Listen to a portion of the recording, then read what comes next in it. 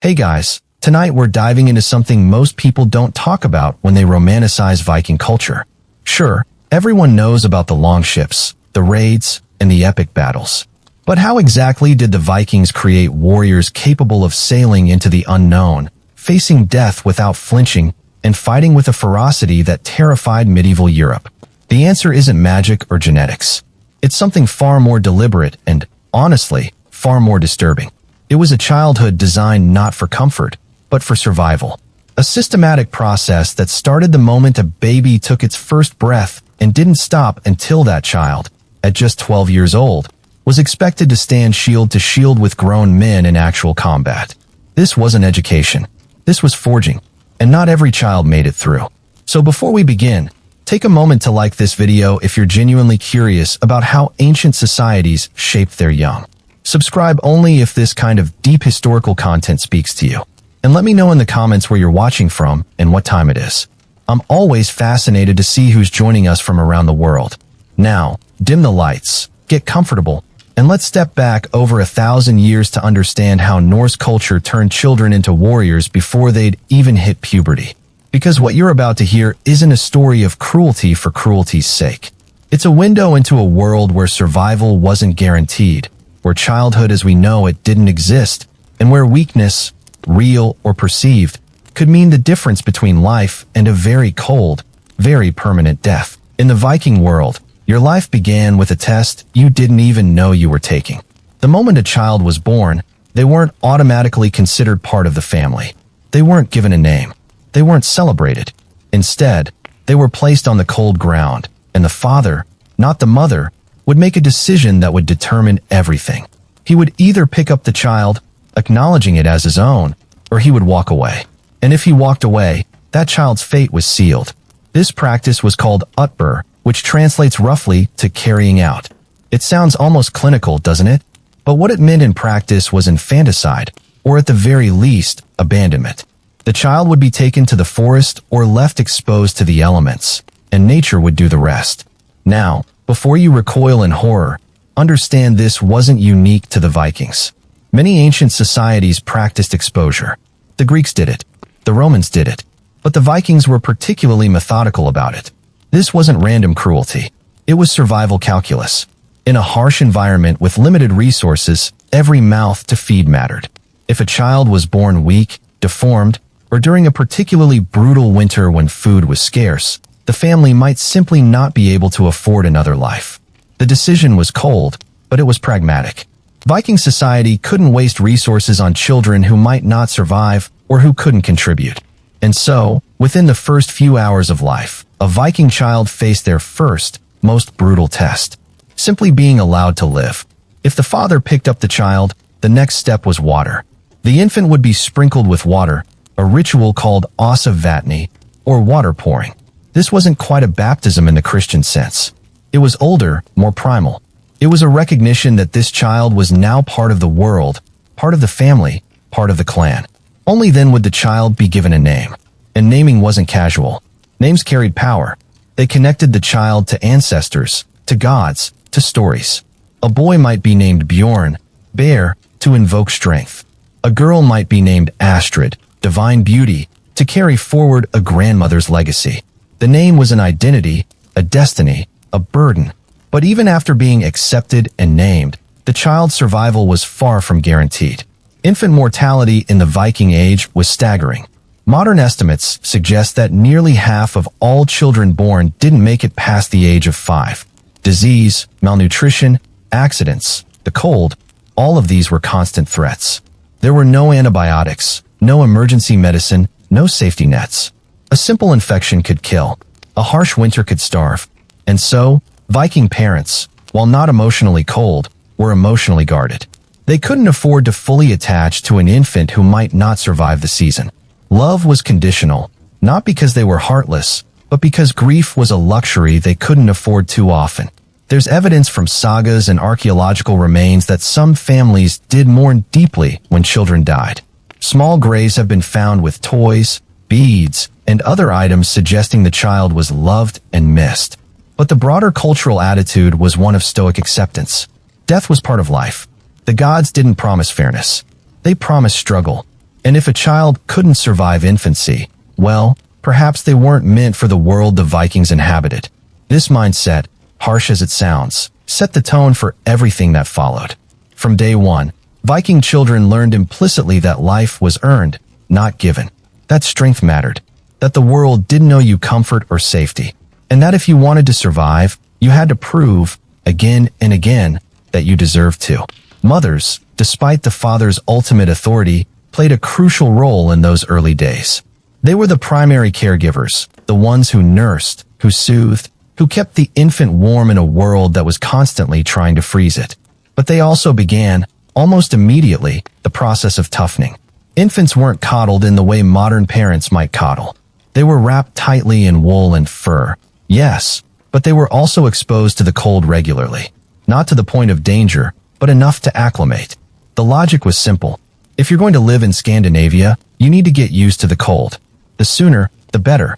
Even breastfeeding, while obviously necessary, was done with an eye toward resilience. Mothers nursed for a long time, sometimes up to 2 or 3 years, but they also began introducing solid foods early. Gruel made from barley, bits of dried fish, mashed vegetables. The child's digestive system had to adapt, had to strengthen. Weakness in the stomach could mean death from spoiled food later in life, and there was no room for a weak stomach in a society that preserved food by fermenting, smoking, or salting it into something that could double as a weapon. By the time a child reached their first birthday, assuming they survived, they had already been tested in ways that would seem unimaginable today. They'd been exposed to cold, to hunger, to the constant background hum of danger. They'd been watched, evaluated, judged. And if they were still alive, still thriving, they were considered worthy of the next phase. The real work was about to begin. The Norse had a word for what happened between the ages of 1 and 3, harding, which means hardening. Not hardening like metal in a forge, though that's not a bad metaphor. More like hardening the way leather hardens when exposed to weather. The goal wasn't to break the child. It was to make them durable, flexible, capable of withstanding stress without shattering. And the methods, well, they started early and they weren't gentle. By the time a child could walk, they were expected to start contributing. Not in a major way, obviously. A 2-year-old isn't going to plow a field, but they could carry small items, fetch things, help with basic chores. In a society where every hand mattered, even tiny hands had a role. Children were given small tasks, carrying firewood, fetching water from a nearby stream, helping to feed chickens or pigs. These weren't chores in the modern sense, where parents assigned tasks to teach responsibility. These were actual, necessary jobs. If the child didn't do them, someone else had to. And in a household where every adult was already stretched thin, that mattered. But harding wasn't just about work. It was about exposure. Viking children were taken outside in all weather. Rain, snow, freezing wind, it didn't matter. The logic was brutal but clear. If you're going to raid coastal villages, sail across open ocean, or fight in the mud and sleet, you can't be the kind of person who shivers at the first gust of cold wind. So children were dressed appropriately, in layers of wool and fur, but they were also expected to endure. If they cried, they might be comforted briefly, but not coddled. Crying was acceptable, but it didn't change the reality. The cold was still cold. The rain was still wet, and you still had to go outside and do what needed doing. One practice that shows up repeatedly in sagas and historical accounts is the cold water ritual. From as young as age 2, children were periodically dunked in cold water, sometimes ice-cold water from a fjord or river. This wasn't done daily, and it wasn't torture. It was strategic. The shock of cold water forces the body to adapt, to regulate temperature more efficiently. Modern science has confirmed that repeated cold exposure can boost immune function, increase resilience to stress, and improve circulation. The Vikings didn't know the science, but they knew the results. Children who were regularly exposed to cold were less likely to get sick, less likely to panic in harsh conditions, and more likely to survive. Another aspect of harding was pain tolerance. Children weren't shielded from minor injuries. If a toddler fell and scraped a knee, they were expected to get up and keep moving. Obviously, serious injuries were treated.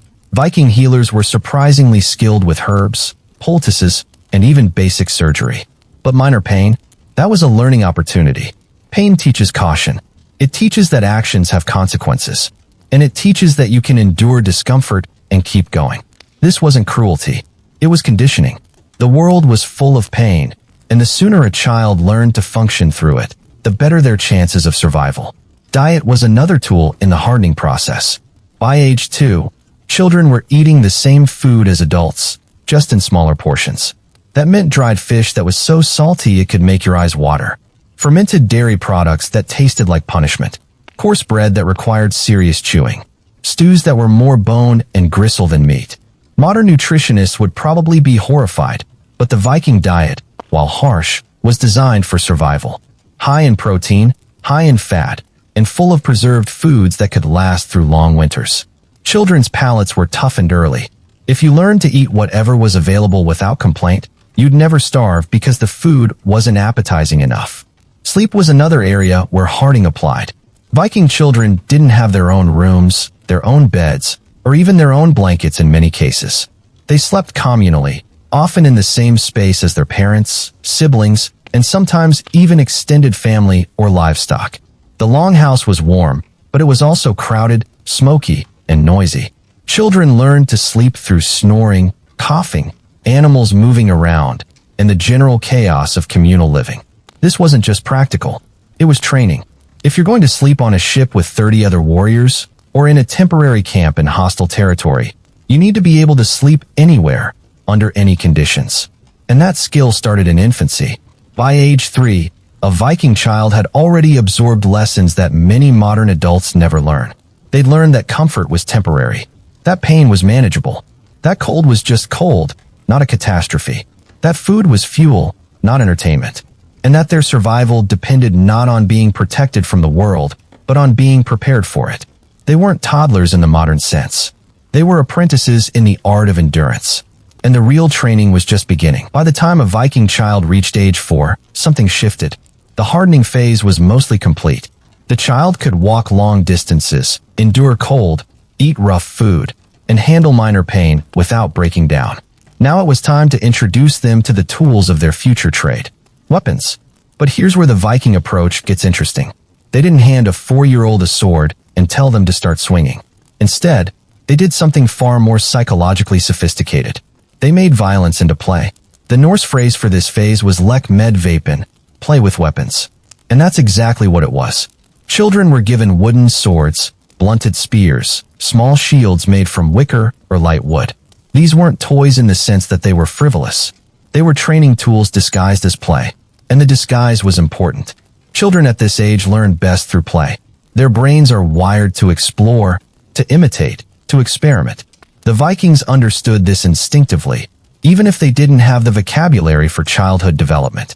So they channeled that natural play instinct toward a very specific goal, turning the child into someone who could fight. Wrestling was huge during this phase. Viking culture placed enormous value on physical grappling. It wasn't just about strength. It was about balance, leverage, reading your opponent's body, and staying calm under pressure. Children as young as 4 were encouraged to wrestle with each other, with older siblings, sometimes even with adults who would obviously go easy on them. But going easy didn't mean letting them win every time. It meant creating challenges that were just hard enough to push the child without crushing their spirit. If a child won too easily, they learned nothing. If they lost too brutally, they might give up. The sweet spot was struggle followed by occasional success. That built confidence and competence simultaneously. Mock battles were another key component. Groups of children would divide into teams and fight with their wooden weapons. These weren't gentle games. Kids got bruised, sometimes bloodied. But again, the point wasn't to hurt them. The point was to teach them that combat, even simulated combat, involved risk. You could get hit. It would hurt. And you had to decide, in that moment, whether to keep fighting or to retreat. Most children chose to keep fighting, not because they were naturally brave, but because the social cost of retreating was high.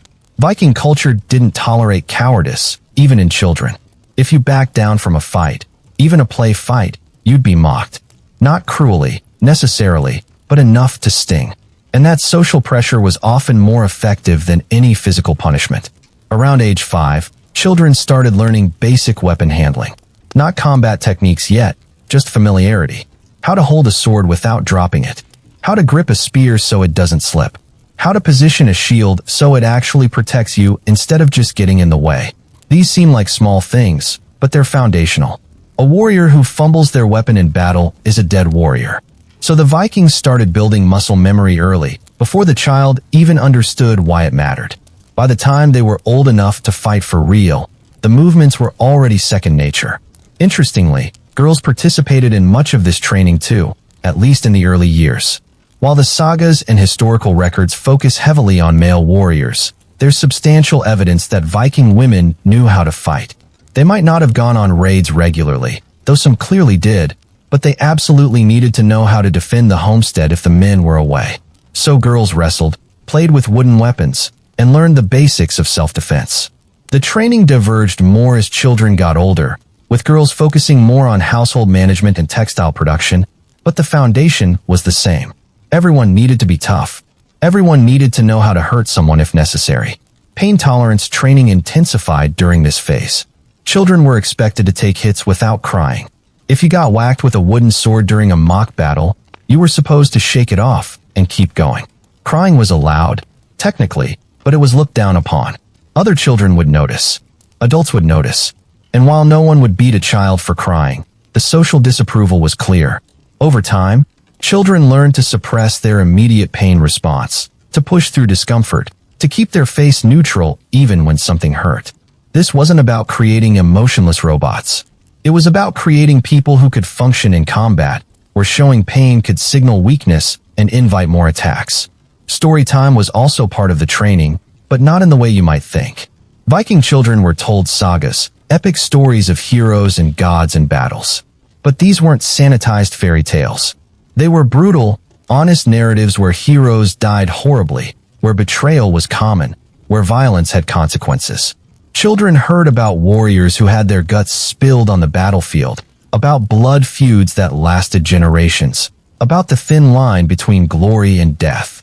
These stories served multiple purposes. They entertained, obviously, but they also normalized violence. They taught that combat was a natural part of life. And they provided role models, figures like Thor or Sigurd the Dragon Slayer, who embodied the values the child was expected to internalize. Courage, strength, loyalty, and the willingness to face death without flinching. By age 6, a Viking child had spent hundreds of hours with weapons in their hands. They'd been hit. They'd hit others. They'd bled. They'd won. They'd lost. They'd learned that fighting was hard, painful, and dangerous. But they'd also learned that it was survivable, that they could take a hit and keep going. That fear was natural, but didn't have to control them. And most importantly, they'd learned that violence wasn't something to be avoided at all costs. It was a tool, like an axe or a plow. Dangerous if used carelessly, but necessary. And if you wanted to survive in the Viking world, you needed to know how to use it. At age 7, Viking children entered a new phase of training that might surprise people who think of Vikings as just mindless brutes swinging axes. This phase was called Heimskringla, which roughly translates to world knowledge or circle of the world. And it represented a shift from purely physical training to something broader and deeper. The Vikings understood that a good warrior wasn't just someone who could fight. They needed to understand strategy, geography, social dynamics, and their place in the larger world. They needed to know not just how to kill, but when, why, and who.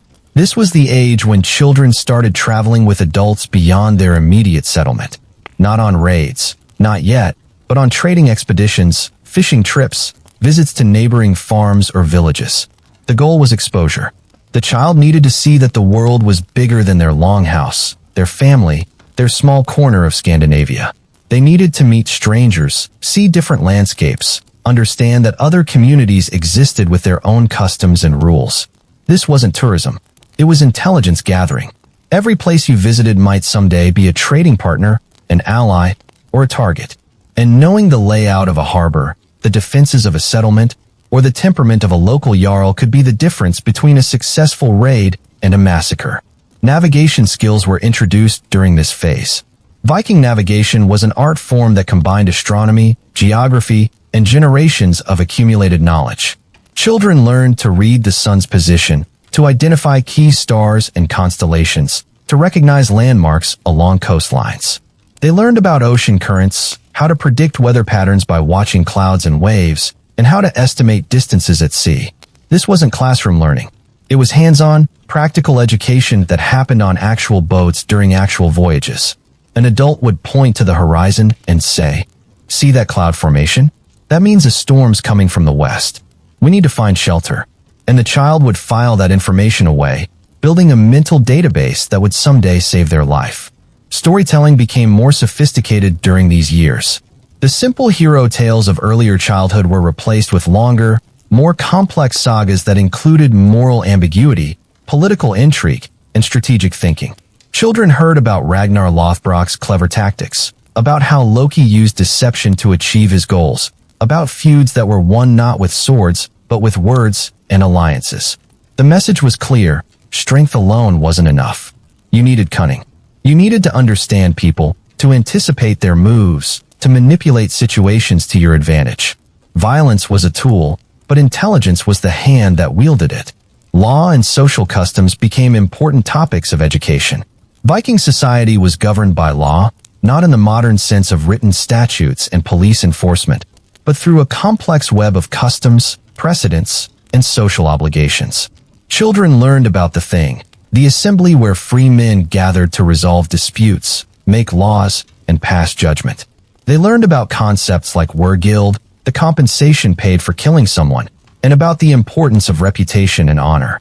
If you broke your word, if you acted dishonestly, your reputation would suffer, and in Viking society, a damaged reputation could be worse than death. No one would trade with you, ally with you, or marry into your family. You'd be socially dead, even if physically alive. Trade skills were also introduced around this time. Not every child would become a warrior. Some would become merchants, craftsmen, or farmers. But even warriors needed to understand value, negotiation, and resource management. Children learned to evaluate goods, to recognize quality in textiles, metalwork, or livestock. They watched adults haggle, learning the dance of offer and counteroffer, the strategic use of silence, the art of walking away to gain leverage. They learned about silver, how it was weighed, tested for purity, and used as currency. And they learned that wealth wasn't just about accumulation. It was about relationships. The merchant who trusted you, the blacksmith who owed you a favor, the farmer who would give you credit during a hard winter, these relationships were as valuable as gold. During these years, children also began learning specialized skills based on their family's trade or their own aptitudes. A child showing promise with metalwork might spend time with a blacksmith, learning to work the forge. A child with a good memory might be trained to memorize genealogies and stories, becoming a skald or bard. A child who showed strategic thinking might be groomed for leadership. Viking society was surprisingly meritocratic in some ways. Birth mattered absolutely. The son of a jarl had advantages the son of a thrall never would. But competence also mattered. If you were skilled, clever, and useful, you could rise. And this period of childhood was where adults started identifying who had potential and who didn't. Religion and mythology became more explicit during these years as well. Younger children absorbed stories about the gods through entertainment, but now they began to understand the religious framework of their society. They learned about Odin, the All-Father, who valued wisdom and sacrifice. About Thor, the Protector, who embodied strength and reliability. About Freya, the goddess of love and war, who reminded them that femininity and ferocity weren't opposites. They learned about Ragnarok, the end of the world, where even the gods would die fighting. This wasn't abstract theology. It was a worldview. The gods didn't promise salvation or eternal paradise. They promised struggle, glory in battle, and a seat in Valhalla if you died well. Everything about Viking religion reinforced the values the child was being trained to embody. Be brave. Be strong. Honor your word. And when death comes, face it without fear. By age 9, a Viking child had developed a surprisingly sophisticated understanding of their world. They could navigate by stars and landmarks. They understood social hierarchies and legal customs. They'd seen multiple settlements and met dozens of different people. They'd heard hundreds of stories that taught them history, strategy, and values. They weren't just physically tough anymore. They were becoming mentally sharp, socially aware, and culturally literate. The foundation was laid. Now it was time to test whether that foundation could support the weight of what came next. At age 10, Viking childhood took on a new intensity. The phase was called blodsband, blood bonds, and it marked the transition from general training to something far more specific and binding. This was when children began forming the relationships that would define their adult lives. Bonds of loyalty, of brotherhood, of shared risk. Because in Viking society, your survival in battle didn't depend on your individual skill alone. It depended on the people standing next to you. And those bonds had to be forged before the fighting started. This was the age when formal fostering often began. Fostering was a common practice among Viking families, especially those of higher status.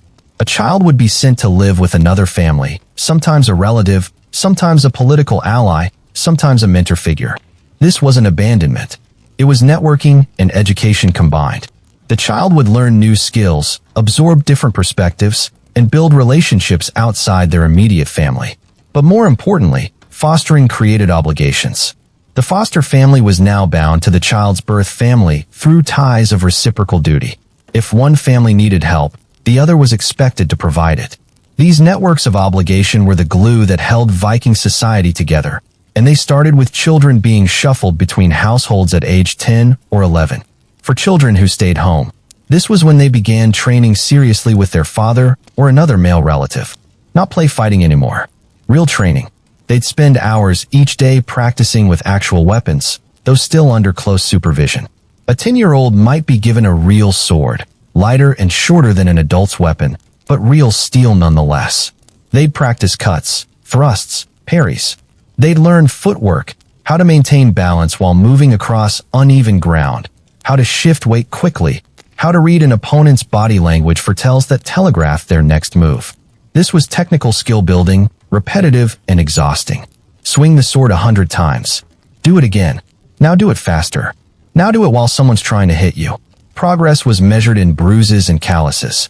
Shield work was particularly emphasized during this phase. The Viking shield wasn't just a passive defense. It was an active weapon. You could bash with it, hook your opponent's shield, create openings. But using a shield effectively required timing, positioning, and constant awareness. A poorly positioned shield left you vulnerable. A well-positioned shield could turn aside a killing blow and set up your own counterattack.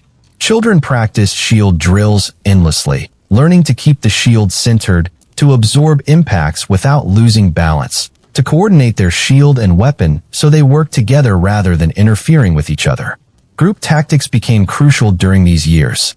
Viking warfare wasn't about individual duels. It was about shield walls, coordinated charges, maintaining formation under pressure.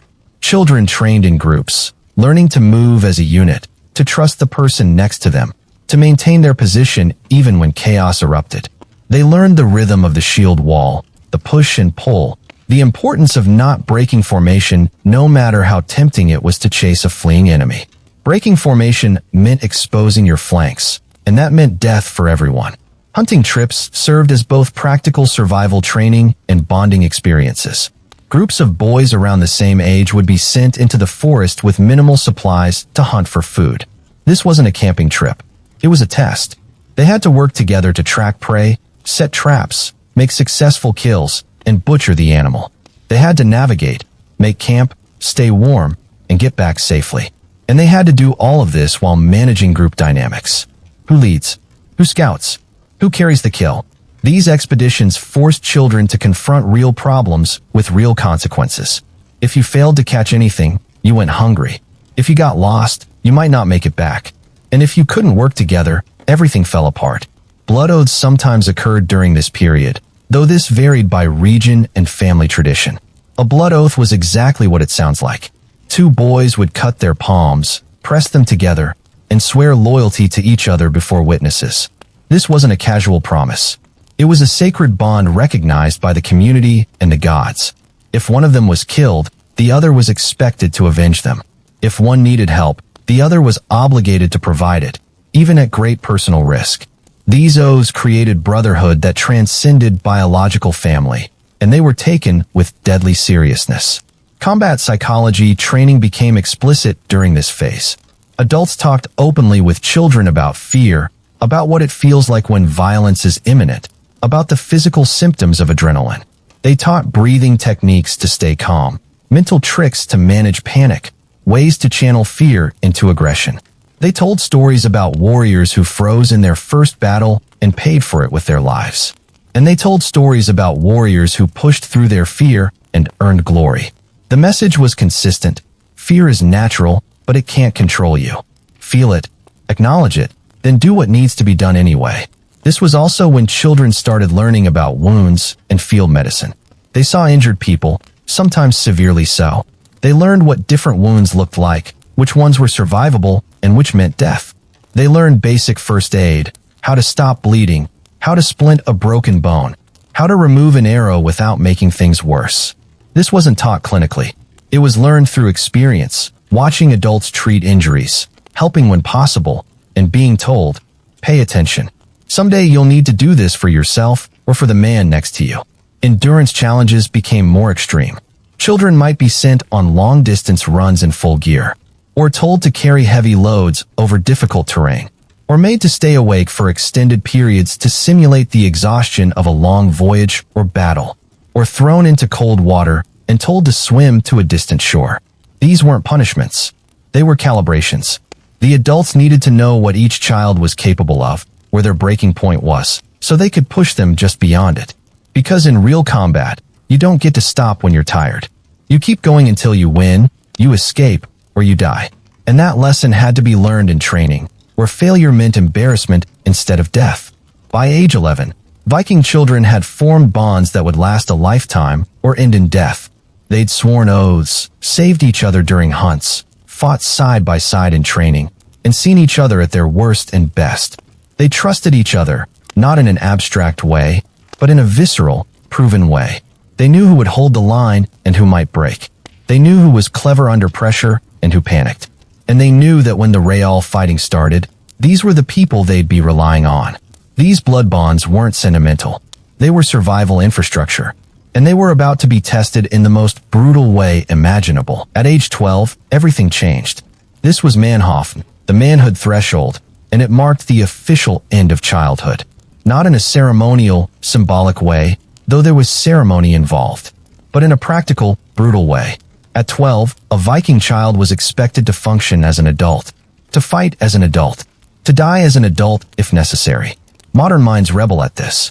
12 is middle school age, barely pubescent, still a kid by any reasonable standard. But the Vikings didn't operate by reasonable standards. They operated by survival standards. And in their world, 12 was old enough. The transition usually began with a formal ceremony, though the details varied by region and family. Some communities held a public ritual where the child would demonstrate their skills before the assembled adults. They'd fight with real weapons against an older warrior who would test them without seriously injuring them. They'd recite their genealogy going back several generations, proving they knew their place in the family line. They'd answer questions about law, custom, and honor. And if they passed, they'd be given their first real weapon, not a practice sword, but an actual battle-ready blade, and told, "You're one of us now." Other communities had more private rites of passage. A father might take his son aside and present him with a weapon that had belonged to the father's father. Or a successful warrior might gift a younger family member with armor or a shield. The gift was both practical and symbolic. It said, "I believe you're ready. Don't dishonor me by proving me wrong." And the weight of that expectation was enormous. This wasn't a participation trophy. It was a declaration that you were now capable of violence, responsible for your own survival, and accountable to the community as a full member. Physical changes were significant by this age, at least for many children. 12-year-olds in the Viking age were different from modern 12-year-olds in some important ways. They'd spent their entire lives doing hard physical labor, eating a high-protein diet when food was available, and living in conditions that selected for toughness. They weren't as big as adults, obviously, but they were stronger, more resilient, and more physically capable than most modern preteens. Their bones were denser from constant physical stress. Their muscles were more developed from years of hauling, climbing, rowing, and fighting. And their pain tolerance was off the charts compared to children raised in comfort. But let's be clear, they were still children in many ways. Their brains weren't fully developed. Their judgment was questionable. Their emotional regulation was inconsistent. Modern neuroscience tells us that the prefrontal cortex, the part of the brain responsible for decision-making and impulse control, doesn't finish developing until the mid-20s. Viking 12-year-olds were no exception. They might have looked capable and acted tough, but they were still prone to recklessness, peer pressure, and emotional volatility. The Vikings knew this, at least intuitively. They didn't put 12-year-olds in charge of anything important. They didn't rely on their judgment in critical moments. But they did expect them to follow orders, fight when told to fight, and die if necessary without making a fuss about it. The psychological pressure during this transition year was immense. Up until now, mistakes in training were forgivable. You lost a wrestling match? Try harder next time. You dropped your shield during a drill? Pick it up and learn from it. But at 12, the forgiveness window closed. Mistakes now had consequences, not just for you, but for everyone around you. If you broke in battle, you could cause the shield wall to collapse, getting not just yourself but your friends killed. If you froze when you should have fought, you could doom a raid. And if you showed cowardice, your reputation would be destroyed. You'd live, maybe, but you'd be marked as unreliable, untrustworthy, someone who couldn't be counted on. In a society built on mutual obligation and collective survival, that was a social death sentence. Training intensified dramatically during this year. The playfulness was completely gone now. This was war preparation, pure and simple. Children drilled with their weapons for hours every day, often until their hands bled from gripping the sword hilt or shield rim. They sparred with adults who didn't pull their punches quite as much anymore. They practiced moving in full gear, the heavy chainmail or leather armor that restricted movement and exhausted you quickly if you weren't used to it. They learned to fight while tired, while hungry, while cold, because those were the conditions they'd face in real combat. Ship work became mandatory during this year. If a child hadn't already learned to row, they learned now. And not just casual rowing. Viking longships required synchronized rowing for hours at a time, sometimes through rough seas, often in freezing conditions. Your hands blistered, then the blisters popped, then the raw flesh underneath hardened into calluses. Your back screamed, your shoulders burned. But you kept rowing because if you stopped, the ship slowed. And if the ship slowed, you might not make it to shore before a storm hit or before enemy ships caught you. Every child who was physically capable was expected to pull an oar. It was non-negotiable. And the lesson was clear: your individual comfort meant nothing. The ship, the crew, the mission, that's what mattered. Mental conditioning reached its peak during this year. Children were exposed to increasingly graphic violence, not gratuitously, but practically. They watched animals being slaughtered for food and observed every detail. Where to cut to kill quickly. How much blood to expect. What death looks like. They were sometimes present when criminals were executed, seeing firsthand what happened when someone violated the law or betrayed their people. These weren't entertainment. They were lessons. Violence has consequences. Death is real. And if you're going to participate in it, you need to understand what you're doing. Religious instruction intensified as well. 12 was considered old enough to fully understand the pact you were making with the gods. Odin didn't promise protection. He promised glory and a place in Valhalla if you died well. Thor didn't guarantee victory. He gave you strength, but victory was earned through your own effort. The gods respected courage and despised cowardice, but they didn't intervene to save you from the consequences of your choices. This theological framework was crucial because it removed any expectation of divine rescue. You couldn't pray your way out of danger. You couldn't expect a god to save you if you messed up. Your survival was your responsibility. The gods would honor you if you died bravely, but they weren't going to prevent your death. This was also when children learned about the darker realities of Viking warfare. The sagas romanticized battle, and there was certainly glory in victory. But raids weren't just about honorable combat between warriors. They involved killing people who couldn't defend themselves, burning homes, taking slaves, violence against women and children in enemy settlements. The Vikings didn't hide this from their 12-year-olds. They couldn't afford to. If a child was going to participate in a raid, they needed to know what they were getting into. They needed to understand that war wasn't a game, wasn't just testing yourself against worthy opponents. Sometimes it was butchery. Sometimes it was terror tactics. And if you couldn't stomach that, you needed to know now, before you became a liability to everyone else. Some children thrived during this threshold year. They'd been training for this their entire lives. and now they finally got to prove themselves. They embraced the responsibility, the danger, the status of being treated as an adult. They were eager, maybe too eager, to demonstrate their courage and earn their place. Others struggled. The weight of expectation crushed them. They'd managed the training fine when it was still somewhat safe, but now that it was real, they faltered, and the community noticed.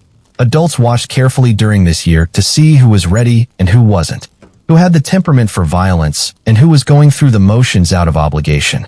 Because sending someone into combat who wasn't ready didn't just risk that person's life. It risked everyone's. By the end of their 12th year, Viking children stood at a precipice. Behind them was everything they'd ever known: the safety of childhood, the forgiveness of mistakes, the protection of adults. Ahead was the unknown, the first real test, the moment when all the training either worked or didn't. And that moment was coming fast. Because at 13, sometimes even at 12 if circumstances demanded it, they would go on their first raid, their blood baptism. And nothing, absolutely nothing, could truly prepare them for what that would be like. The first raid was called blood baptism, and the name was horrifyingly literal.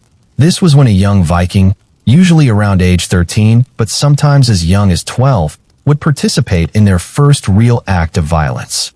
Not training, not practice, real weapons, real enemies, real death, and the experience would mark them for the rest of their lives, however long or short that might be.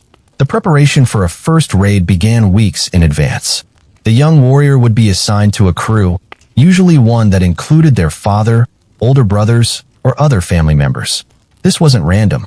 The adults wanted to keep an eye on the newcomers, to guide them, protect them when possible, and make sure they didn't panic and get everyone killed. The young warrior would help prepare the ship, loading supplies, checking equipment, making sure everything was ready. This familiar work helped manage the anxiety, gave them something concrete to focus on besides the growing fear of what was coming. The night before departure, there was usually a feast. Not a celebration exactly, more of a ritual. The community gathered, food and drink were shared, and stories were told. Older warriors talked about their first raids, sometimes honestly, sometimes with embellishment. They talked about fear, about what combat felt like, about the importance of staying calm and following orders. Some of it was encouragement. Some of it was warning. All of it was designed to prepare the young warriors psychologically for what they were about to experience. And then there were prayers to the gods, especially Odin and Thor, asking for courage, strength, and glory. Not safety, never safety. Safety was for the weak. They asked for a good death if death came, and for the opportunity to prove themselves worthy. The voyage itself could take days or even weeks, depending on the target. During this time, the young warrior had plenty of time to think, maybe too much time. Fear would build, slowly at first, then overwhelming as they got closer to the destination. Veterans could tell when someone was spiraling into panic, and they'd intervene, usually with a combination of blunt honesty and dark humor. Yes, you might die. We all might die, but probably not today. And if you do, at least you'll die with a sword in your hand instead of in your bed like an old woman. It wasn't exactly comforting, but it was real, and somehow that realness helped more than empty reassurances would have. When the coast came into view, when the target was finally visible, everything shifted. The joking stopped. The veterans checked their weapons one more time, tightened their armor, positioned their shields. The young warriors watched and copied, their hands shaking slightly, their mouths dry. This was it. No more training. No more preparation. Just action. The ship would beach, or they'd wade ashore, and then they'd be running, weapons drawn, toward whatever waited for them. A monastery, a village, a farmstead. The specific target didn't matter. What mattered was that in the next few minutes, they'd be trying to kill people, and those people would be trying to kill them. The first moments of combat were pure sensory overload. The noise was deafening, screaming, shouting, the clash of metal on metal, the thuds of weapons hitting shields or flesh. The smell was overwhelming: sweat, blood, voided bowels from the terrified or the dying, smoke from burning buildings. The visual chaos made it almost impossible to track what was happening. People running everywhere, friend and foe mixed together, no clear front line, just violence in all directions. Young warriors had been told about this, but hearing about it and experiencing it were completely different. Some froze. their brains simply unable to process everything at once. Others went into an almost automatic state, their training taking over, their bodies moving without conscious thought. The first kill was the defining moment of Bloodap, and it was rarely what young warriors expected. The sagas made it sound glorious, a test of skill against a worthy opponent. But the reality was usually much uglier. Often the first kill was someone who couldn't really fight back, an unarmed farmer, a fleeing monk, someone trying to surrender. And the young warrior had to do it anyway, not because they were cruel, but because that's what everyone else was doing, because the raid demanded it, because hesitation could be interpreted as weakness. They'd swing their weapon, feel it connect, see the person fall, see the blood, see the light leave someone's eyes. And in that moment, something changed inside them. They'd crossed a line that couldn't be uncrossed. Some young warriors reacted with shock and horror. They'd vomit, or shake uncontrollably, or dissociate completely. The veterans expected this and didn't judge harshly, at least not immediately. They'd pull the young warrior aside, make sure they weren't injured, give them a moment to collect themselves. Then they'd send them back into it. Because you couldn't stop in the middle of a raid to process your feelings. There would be time for that later, if you survived. Right now, you had a job to do. So the young warrior would go back, still shaking, still horrified, but moving. And with each subsequent act of violence, it got slightly easier. Not because they were becoming monsters, but because the brain can only maintain that level of horror for so long before it starts to numb. Other young warriors reacted differently. The adrenaline, the chaos, the primal fear activated something in them. They became aggressive, almost manic. They threw themselves into the violence with a fury that surprised even the veterans. Psychologists would call this a fight response, an evolutionary survival mechanism. The Vikings called it berserker gang, though true berserkers were rare and usually older warriors. But even young warriors could touch that state, that space where fear transformed into rage and you stopped thinking and just acted. It was dangerous, both to the enemy and potentially to your own side if you lost control completely. But it was also effective. Warriors in that state didn't hesitate, didn't doubt, didn't hold back. The raid itself usually didn't last long, an hour, maybe two. Raiders hit fast and left fast. The goal was to grab valuables, take captives if that was part of the plan, burn what needed burning, and get back to the ships before organized resistance could form. During those frantic minutes, young warriors learned more about combat than they had in years of training. They learned that real fighting was exhausting, that even a few minutes of intense combat left you gasping and shaking. They learned that people didn't die cleanly like in stories. They screamed, they begged, they bled everywhere. They learned that killing someone was physically easy but psychologically devastating. And they learned that in the chaos of battle, mistakes happened constantly. You swung at the wrong person, or missed, or got separated from your group, or dropped your weapon. Survival was as much luck as skill. When the raid ended and they were back on the ship, rowing away from the burning village, that's when the real processing began. Some young warriors were euphoric. They'd survived their first raid, proven themselves, earned their place. They'd laugh, joke, boast about what they'd done. Others were quiet, staring at nothing, replaying the violence in their minds. Still others were sick, puking over the side of the ship, their bodies finally releasing the tension. The veterans let all of it happen without much comment. Everyone processed differently. What mattered was that you'd done your job, you hadn't broken, and you'd made it back. That night, there would be another gathering, but this one felt different. The young warriors who'd survived their Bloodap were treated differently now. They were given a share of the loot, however small. They were included in the adult conversations. They were warriors now, not children.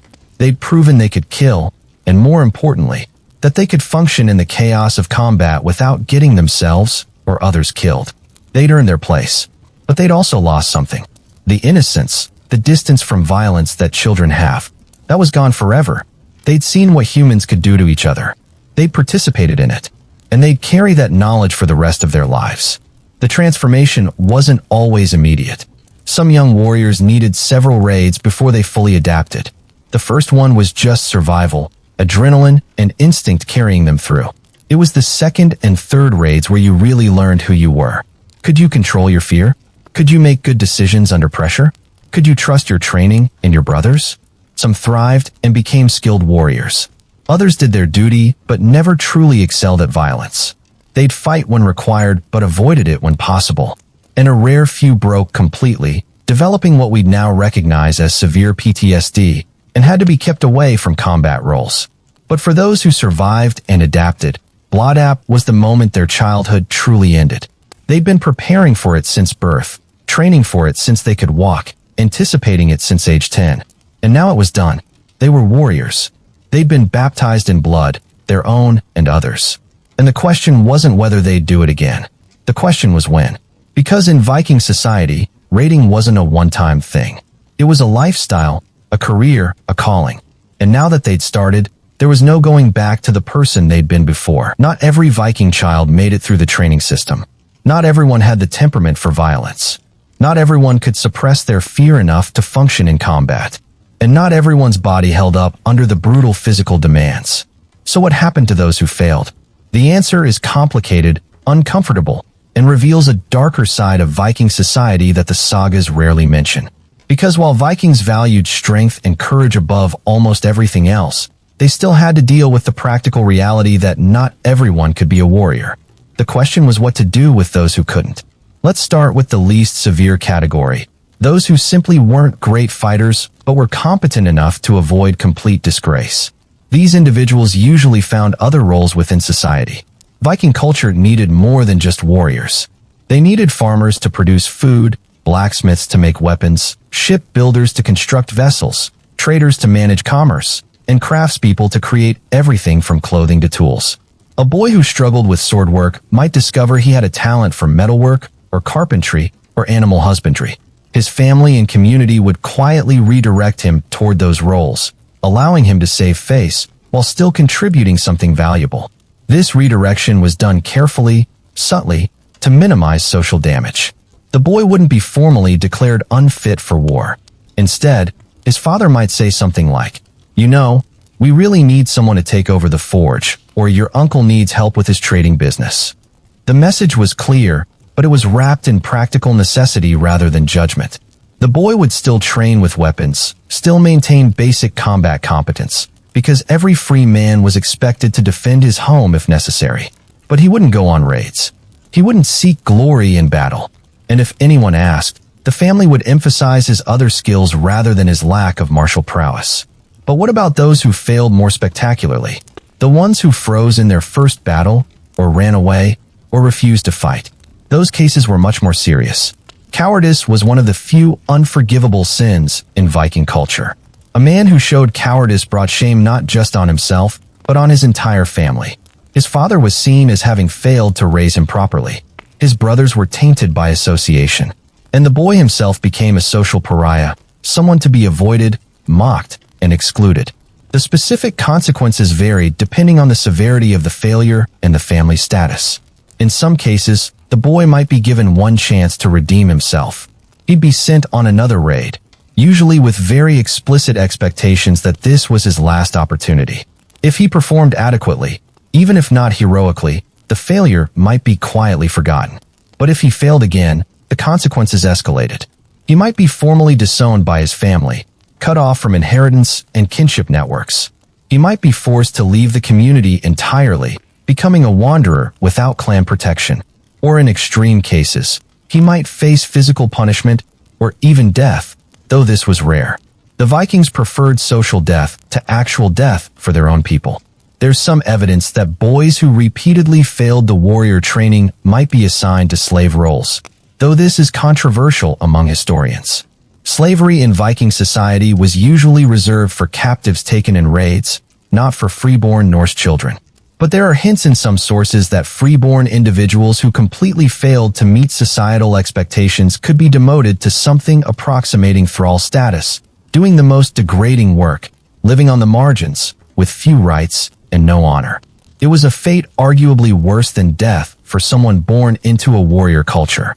Girls had a somewhat different path, though they faced their own pressures. While girls weren't usually expected to become warriors, they were expected to be tough, competent, and capable of defending the household. A girl who was seen as weak, overly emotional, or incapable of handling hardship would struggle to find a good marriage. and marriage was crucial for women's status and survival in Viking society. A woman without a husband or family support was extremely vulnerable. So while the training for girls was different, the pressure to meet expectations was equally intense. There were also children who failed not because of cowardice or weakness, but because of physical or mental limitations.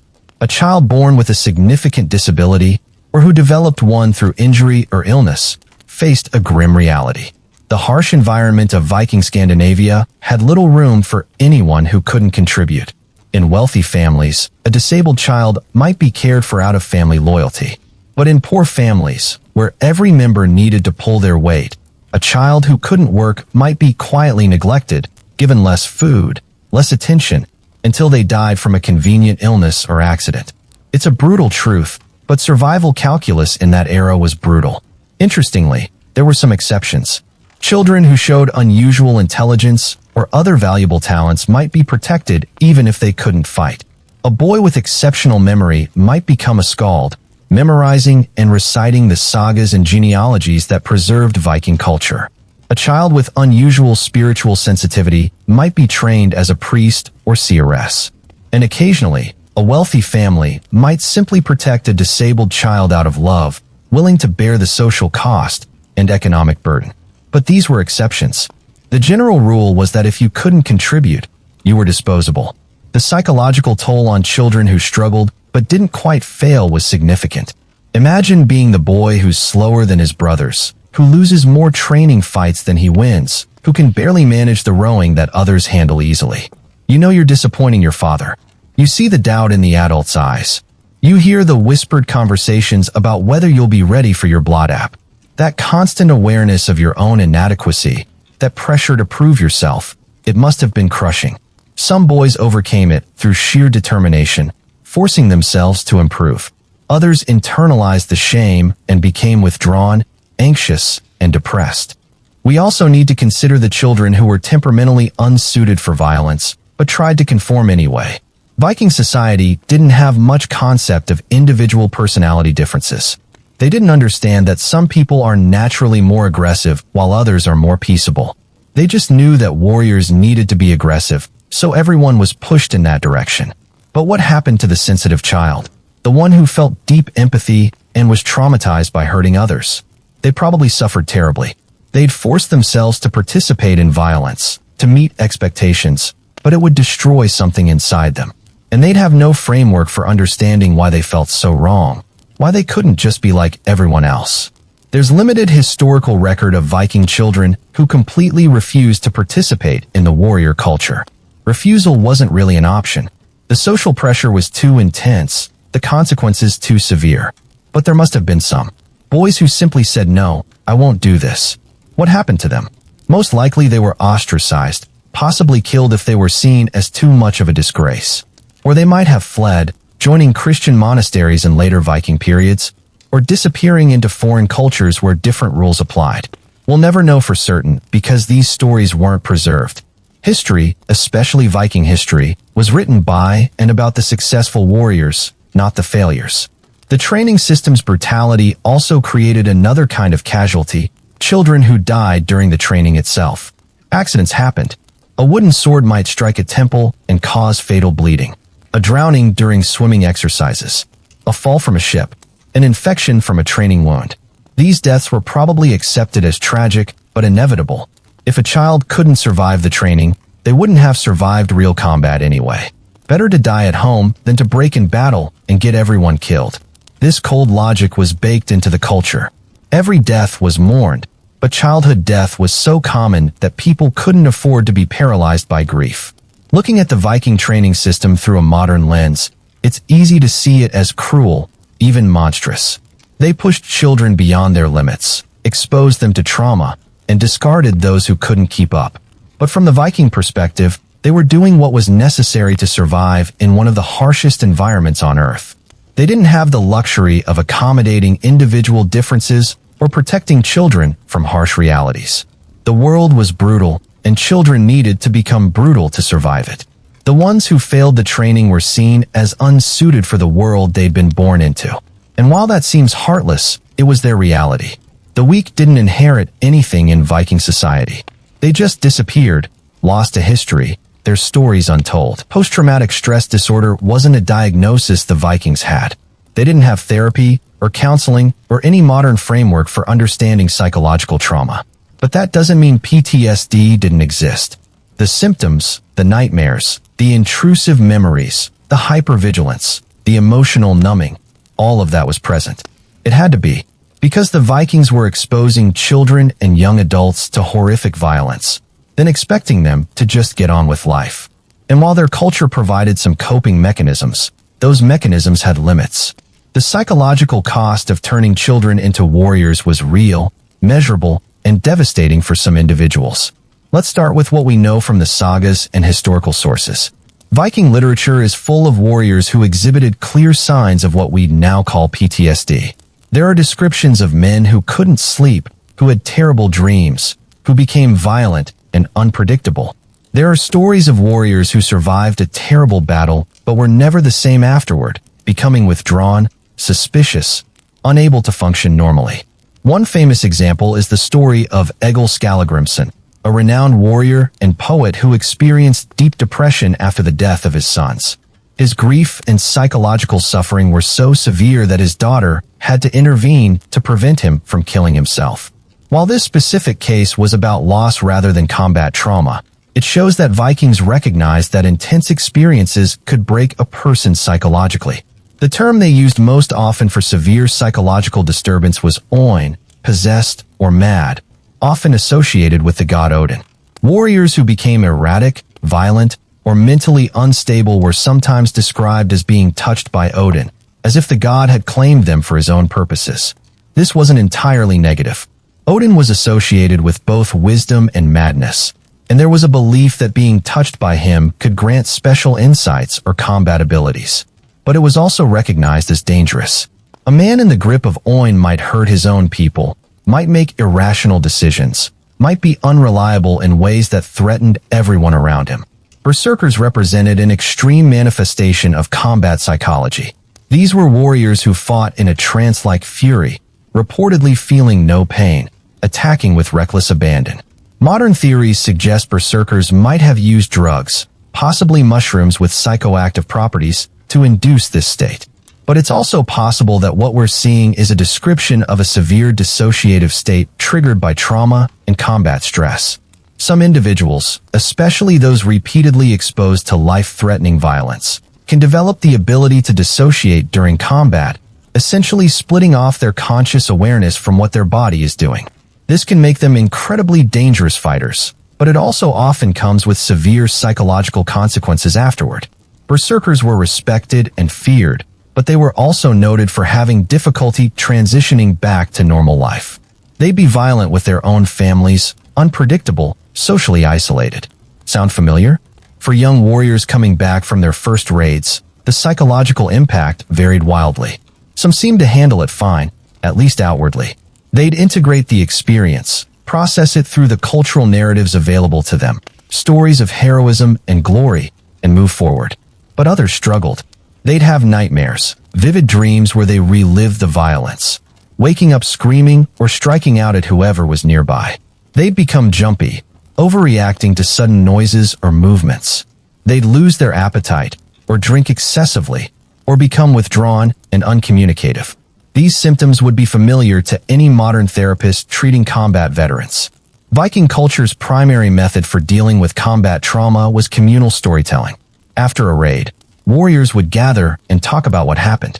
They'd tell and retell the events, shaping them into narratives that made sense, that fit into their cultural framework. This served multiple purposes. It allowed warriors to process their experiences verbally, which is now known to be crucial for trauma recovery. It reinforced the social bonds between warriors, reminding them they'd survive together. And it transformed the raw, chaotic violence into something structured, something with meaning. Your friend didn't just die screaming in the mud. He died bravely, fighting to the last, earning his place in Valhalla. This narrative restructuring helped some warriors cope, giving them a framework for understanding and accepting what they'd experienced. Alcohol played a significant role in Viking trauma management, for better and worse. Mead and ale were consumed heavily, especially after stressful events. On one hand, this provided temporary relief from psychological distress. Alcohol dulls emotional pain, reduces anxiety, helps you sleep.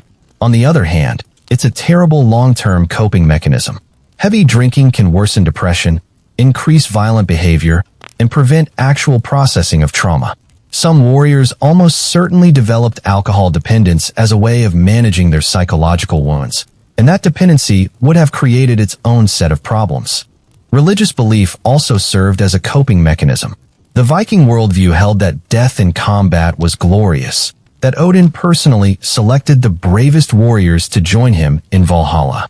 This belief system could help warriors make sense of the deaths they witnessed and the deaths they caused. Your enemy wasn't a person with a family and hopes and dreams. They were an obstacle, and defeating them proved your worth to the gods. Your fallen comrade wasn't gone forever. They were feasting in Valhalla, waiting for you to join them. This framework, while it might seem cold or delusional to modern minds, actually served an important psychological function. It gave meaning to violence and death, making them bearable. But not everyone could fit their experiences into the cultural narratives. What happened to the young warrior who killed someone and felt overwhelming guilt? Who couldn't stop thinking about the person's face, their final words, the knowledge that they'd just destroyed someone else's world? Viking culture didn't really have space for that kind of guilt. Remorse over killing an enemy was seen as weakness, possibly as cowardice. So that young warrior would have to suppress those feelings, push them down, pretend they didn't exist. And those suppressed emotions don't just disappear. They fester, manifesting as nightmares, emotional numbing, difficulty connecting with others, all classic PTSD symptoms. There's also evidence of what we'd now call moral injury, psychological distress that comes from violating one's own ethical code. Vikings had a complex honor system. Certain actions were acceptable, others weren't. But in the chaos of a raid, those lines got blurred. Maybe you killed someone who was trying to surrender. Maybe you participated in violence against women or children. Maybe you watched a comrade do something dishonorable and said nothing. Those experiences could create deep psychological wounds that had nothing to do with fear for your own safety and everything to do with disgust at what you participated in. And again, Viking culture didn't really have tools for processing moral injury. You were supposed to be tough, to do what needed doing without excessive reflection or guilt. Some warriors dealt with trauma by becoming more violent, not less. They'd seek out more raids, more combat, as if trying to outrun their own psychological pain. Or perhaps trying to prove something to themselves, that they weren't affected, that they were still strong. This is a pattern seen in many warrior cultures throughout history. The man who's seen too much and handled it by throwing himself into more violence, becoming harder, colder, more brutal. It's a survival strategy of sorts, but it's ultimately self-destructive. It leads to emotional isolation, relationship problems, and often early death. Others withdrew completely. They'd fulfill their basic obligations, but avoid combat when possible. They'd become quiet, solitary, preferring the company of animals to people. Their families would notice the change, the absence of the person they used to be, but might not know how to help. Some of these men might find peace through farming, crafting, or other solitary pursuits. Others would live with a constant background of psychological pain, managing but never truly healing. And then there were those who broke completely. Warriors who became so psychologically damaged that they couldn't function in society at all. They might become violent, attacking people for no apparent reason. Or they might become catatonic, unable to speak or care for themselves. In severe cases, they might be seen as cursed or possessed, and might be ostracized or even killed if they posed a danger to others. Viking society had little patience for those who couldn't contribute, even if their inability was the direct result of doing exactly what society had demanded of them. The tragedy is that many of these psychological casualties were preventable, or at least treatable, with modern understanding and interventions. Early intervention after trauma, proper social support, therapy focused on processing traumatic memories. These tools can dramatically improve outcomes for people with PTSD. But the Vikings had none of this. They had stories, alcohol, and religious frameworks. And while those helped some people, they failed many others. The cost of creating a warrior culture was measured not just in physical deaths, but in psychological destruction. How many young Vikings went into their first raid as relatively normal children and came back fundamentally broken? How many lived the rest of their lives haunted by what they'd seen and done? We'll never know the exact numbers, but the cost was real, it was high, and it was largely invisible in the historical record. What makes this even more tragic is that the children didn't choose this path. They were born into a culture that demanded they become warriors, and they had no real option to refuse. Modern soldiers volunteer, and even then PTSD rates are staggering. But at least they made a choice. Viking children didn't get that choice. Their trauma was mandatory, built into the system, an expected cost of growing up. And when they showed signs of that trauma, when they struggled or broke, they were often blamed for their own weakness rather than recognized as casualties of a brutal system. The Vikings created highly effective warriors, no doubt about that. But the price they paid, and made their children pay, was steep beyond measure. So here we are at the end of this journey through Viking childhood, a journey that started with babies being inspected like livestock, and ended with 12-year-olds covered in blood standing on the deck of a longship returning from their first raid. And now we need to ask the hard questions: why did this system exist? Why did it work so well for so long? And why did it eventually disappear? Let's start with the most uncomfortable truth: this system worked. It worked incredibly well, not morally, not humanely, but practically, strategically, militarily. The Vikings didn't conquer half of Europe by accident. They did it because their culture produced warriors who were fundamentally different from everyone else, and that difference started in childhood. Think about what we've covered. A Viking boy by age 12 had been through more hardship than most medieval adults. He'd been thrown into freezing water as a toddler. He'd fought with real weapons since he could walk. He'd killed animals with his bare hands. He'd survived alone in the forest. He'd sworn blood oaths. He'd possibly even killed another human being. Now compare that to a 12-year-old boy in medieval England or France. What was he doing? Probably still living at home, still being protected by his parents, maybe learning to read if he was from a wealthy family, maybe apprenticing to a craftsman. If he was lucky, still very much a child. When these two boys met on a battlefield, it wasn't a fair fight. One had been preparing for this moment his entire life. The other was terrified, confused, probably wetting himself. The Viking boy didn't hesitate, didn't question, didn't freeze. He moved with the cold efficiency of someone who'd been trained since birth. And that's why the Vikings won again and again and again. Let's talk numbers. From roughly 793 AD, when the Vikings raided Lindisfarne Monastery, until around 1066, when Harold Hardrada died at the Battle of Stamford Bridge. The Vikings dominated northern Europe for nearly 300 years. They terrorized coastlines, conquered kingdoms, established trade routes from Baghdad to North America. They took over huge chunks of England, establishing the Danelaw. They conquered Normandy so thoroughly that the Normans, who later conquered England in 1066, were essentially Christianized Vikings. They founded kingdoms in Ireland. They sailed down Russian rivers and established trade routes to Constantinople. They discovered Iceland, Greenland, and even reached North America 500 years before Columbus.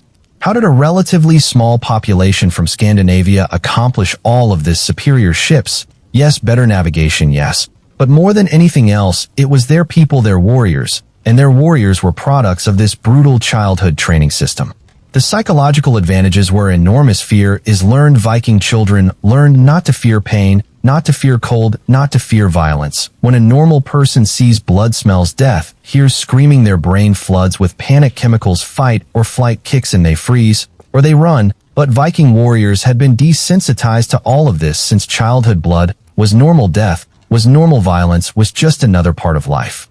There's a saga story about a warrior named Egil Skallagrimsson. When he was 7 years old, he lost a game and got angry, so he grabbed an axe and killed the boy who'd beaten him. 7 years old, his father's response wasn't horror, it was pride, because little Egil had shown he wouldn't accept disrespect, that he valued honor over mercy, that he was willing to kill to defend his reputation.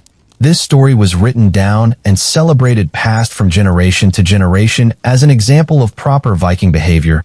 A 7-year-old committing murder was a good thing in their eyes because it showed the training was working.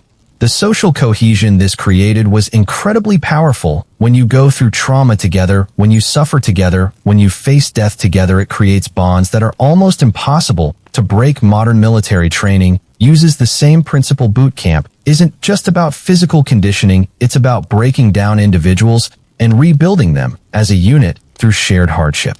Viking warrior cohorts, those groups of boys who trained together from childhood, were bound by something deeper than friendship. They'd bled together, starved together, fought together, killed together. By the time they were adults, they would literally die for each other. And they did in battle after battle. Viking warriors stood their ground when others would have run, because running meant abandoning your brothers, and that was worse than death.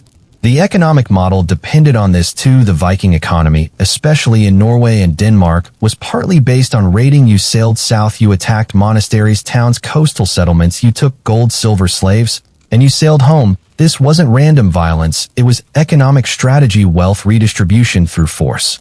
But raiding required a specific type of person. You couldn't send farmers who'd never seen combat. You needed warriors who wouldn't hesitate, who wouldn't feel guilt, who could kill monks, take slaves, and burn buildings without losing sleep at night. And the only way to create those warriors was to start training them in childhood to normalize violence before they were old enough to question it.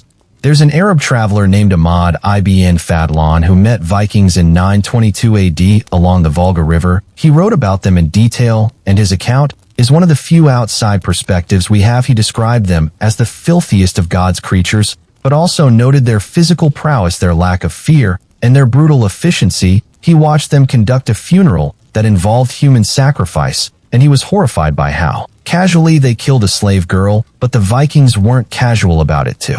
Them, this was normal, this was religion, this was honor. Ibn Fadlan noted that even the children carried knives, that boys as young as 10 or 11 were training with weapons in full view of adults, that violence was so woven into their culture that it was like breathing. And he recognized something important: these people were dangerous not because they were savage, but because they were trained, disciplined, purposeful. The military effectiveness speaks for itself. When Vikings attacked, they used speed, surprise, and overwhelming violence. They didn't lay siege for months. They hit hard, took what they wanted, and left before defenders could organize. They struck terror into their enemies, not just through violence, but through reputation. People knew what Vikings did to those who resisted, so often cities just paid them to leave. The Danegeld tribute payments were essentially protection money. And when Vikings did settle, when they conquered territory and stayed, they often became the ruling class. Why? Because they had the military power, because they were organized, because their warriors were better trained and more disciplined than local forces. The Normans who conquered England in 1066 were descendants of Vikings who'd settled in France just a few generations earlier. They'd adopted French language and culture, but they kept that Viking warrior tradition, and that's why they won at Hastings. So yes, the system worked. It produced exactly what it was designed to produce: warriors who were physically tough, psychologically resilient, completely loyal to their cohort, and utterly ruthless in battle. It built an empire. It changed the map of Europe. It made the Vikings one of the most successful military cultures in human history. But it came at a cost we've talked about throughout this entire video: high childhood mortality, psychological trauma, broken minds, and broken bodies, a culture that valued violence over almost everything else, and eventually that cost became too high. So why did it end? The simple answer is Christianity, but that's too simple. The real answer is more complex. It's about changing economics, changing politics, changing values, and yes, changing religion, all happening at the same time. Let's start with Christianity. The Vikings began converting to Christianity in significant numbers around the late 900s and early 1000s. This wasn't a sudden switch. It happened gradually over generations, and it happened for a mix of reasons. Some Vikings converted because they genuinely believed. Some converted for political reasons. Christian kingdoms were more likely to trade with you, make alliances with you, if you were Christian. Some converted because Christianity offered something Norse paganism didn't: a clear moral framework, a promise of salvation regardless of how you died, not just if you died in battle. And Christianity brought different values. It taught that all human life was sacred, that mercy was a virtue, that violence should be controlled, regulated, channeled through proper authorities like kings and churches. It taught that children were innocents to be protected, not warriors to be forged. This created tension with traditional Viking culture. You can't teach a child that killing is wrong and also train him to kill at age 12. You can't preach mercy and compassion and also send kids on raids to burn monasteries. It doesn't work. The two worldviews are fundamentally incompatible. As Christianity spread, Viking childhood began to change slowly. At first, Christian Vikings still wanted strong sons, still valued warrior skills, But the edges started to soften. Infant exposure became less common because the church condemned it. Training became less brutal because Christian values emphasized protecting the innocent, and the innocent included children. There's an Icelandic saga that shows this transition. It tells of a Christian Viking father who refuses to expose his disabled daughter, even though tradition demands it. His pagan neighbors mock him, call him weak, say he's dishonoring his family, but he stands firm. Eventually, the daughter grows up, and the saga portrays this as a sign of God's favor. The Christian value protecting a weak child is shown as superior to the old way. This kind of story would have been impossible 200 years earlier, but now it was being told, celebrated, written down. The values were changing. At the same time, the economic model was shifting. Raiding was becoming less profitable. Why? Because Europe was getting better at defending itself. Coastal settlements built walls, monasteries moved inland, kings organized professional armies, navies, coastal patrols. It was harder to just sail up, grab treasure, and leave. And more importantly, trade was becoming more profitable. The Vikings had always been traders, but now with more stable kingdoms, better roads, safer seas, trade became the primary way to get wealthy. Why risk your life raiding when you could make just as much money trading timber, furs, amber, walrus, ivory? This economic shift reduced the need for warriors. Of course, you still needed some for defense, for protecting trade routes, but you didn't need every boy to be a warrior anymore. You needed merchants, sailors, craftsmen, farmers. The brutal childhood training system didn't make sense in this new economy. Political changes mattered too. As Scandinavian kingdoms centralized, as kings became more powerful, they wanted to control violence. A king doesn't want a bunch of independent warrior bands running around doing whatever they want. That's a threat to royal authority. Kings wanted professional soldiers who answered to them, not independent raiders who answered to no one. So kings began to suppress the old warrior culture. They created laws against unauthorized raiding. They taxed and regulated warfare. They built royal armies with standardized training. They took violence away from families and clans and gave it to the state. This is the feudal system emerging, and in feudalism, you don't train your kids to be warriors from birth. Instead, nobles send their sons to other noble households at age 7 or so to serve as pages, then squires, then eventually knights. It's still warrior training, but it's controlled by the aristocracy, by the church. It's not the wild, decentralized system the Vikings had. By the mid-1000s, Scandinavia was transforming. Norway, Denmark, Sweden were becoming Christian kingdoms, part of European Christendom. The old ways were fading. The last great Viking king, Harald Hardrada, died in 1066, trying to conquer England. He failed, and his death is often seen as the symbolic end of the Viking Age. But the transition took time. In remote areas in Iceland and parts of Norway and Sweden, the old traditions lingered for generations. There were still people in the 1100s who remembered the old gods, who still told the sagas, who still valued the warrior above all else. But they were dying out. Their children were Christians. Their grandchildren barely remembered the old ways. And honestly, a lot of Vikings didn't mourn the loss, because while the warrior culture brought glory and wealth, it also brought constant danger. Violence was normal, yes, but that meant you could die at any moment. Your son could be killed in training. Your daughter could be taken in a raid. Your home could be burned by a rival clan. Christianity and feudalism offered something different: stability, order, the rule of law instead of the rule of the strongest. Yes, you gave up some freedom, some glory, but you gained security, and for a lot of people, especially women and children, that was a good trade. There's archaeological evidence of this transition. Burial practices changed in pagan Viking burials. You find weapons, tools, goods for the afterlife. Warrior burials with swords, shields, sometimes even ships. In Christian burials, you find crosses, religious symbols, much simpler graves. The focus shifted from warrior glory to spiritual salvation. Runestones tell the story too. Early runestones boast about battles, raids, men who died, while later runestones are memorials. They talk about faith, about pilgrimage, about building bridges and churches. The values literally carved in stone were changing. So the Viking childhood training system ended because the world changed. The economic incentives shifted, the religious framework transformed, the political structure evolved, and the brutal system that had worked so well for 300 years suddenly didn't fit anymore. But here's the thing: parts of it survived, not the violence, not the brutality, but some of the underlying values. Scandinavian culture, even today, values self-reliance, resilience, the ability to endure hardship. There's a Norwegian concept called friluftsliv, roughly translated as open air living, the idea that spending time in nature in harsh conditions builds character. Modern Norwegian parents still send their kids outside in winter, still teach them to ski, to camp, to handle cold. They're not throwing them in fjords anymore, but the basic idea that children should be toughened through exposure to nature, that's still there.